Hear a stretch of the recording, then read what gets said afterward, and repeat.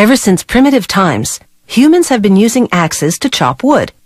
The first axes were simple sharpened stones, but when a handle was added about 35,000 years ago, it increased the force that could be applied with each strike, and that gave the axe much greater impact. Today, the axe hasn't lost its edge, despite the proliferation of mechanized tools.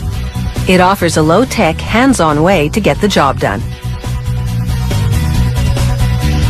A modern axe starts as a cylinder of high-quality steel.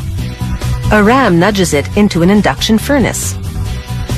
The intense heat makes the steel white-hot and pliable, allowing it to be stretched and shaped.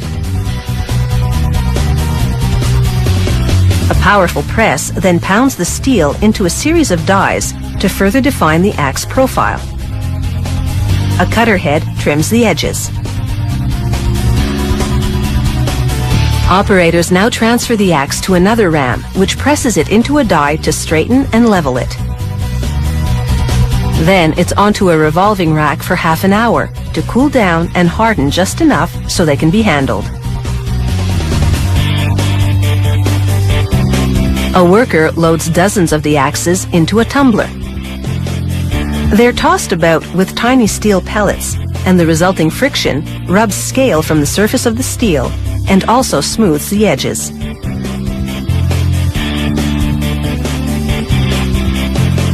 Then this worker presses the back of the axe head against a sanding belt to bevel the edges. He sands the sides of the axe head for a smooth finish. In just seconds, he sharpens both sides of the cutting edge. It takes well-honed skills to do this with such quick precision. He then polishes the neck of the axe against a narrower, finer grit sanding belt. And it's time for a dip in a special solution heated to 815 degrees Celsius. Then they quench the red-hot steel in warm oil. The abrupt temperature change hardens the metal so it's tough enough for any wood chopping job. At the next station, a worker assembles pre-punched leather and plastic rings to build the axe grip. She places the black and white plastic rings at each end of the leather pack to give the grip a customized look. The rings get progressively smaller as she tapers the grip to fit the throat of the axe handle. It takes about 36 of the leather rings and 6 plastic ones to make one grip.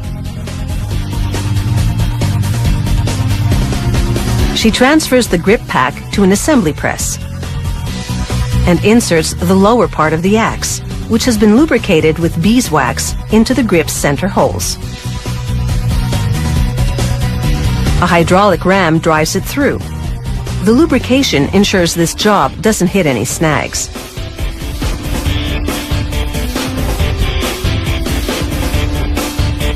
She now flattens metal prongs at the base of the handle to secure the grip. The axes rotate as a long abrasive belt rocks against the leather. It sands the grip to make the layers flush.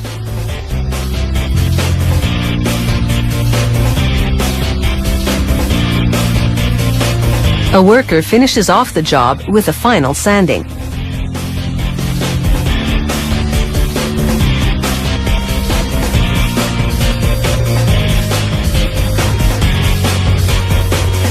His handiwork makes the grip look really smooth.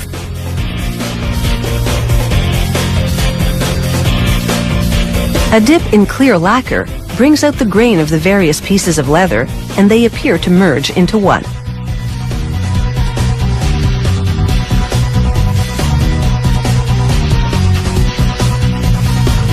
Once the lacquer dries, another worker polishes the exposed steel against a belt with a very fine grit.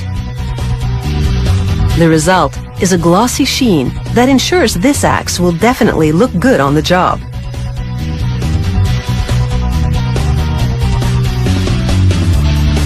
It takes about 2 days to make one of these axes, but they're designed to last a lifetime.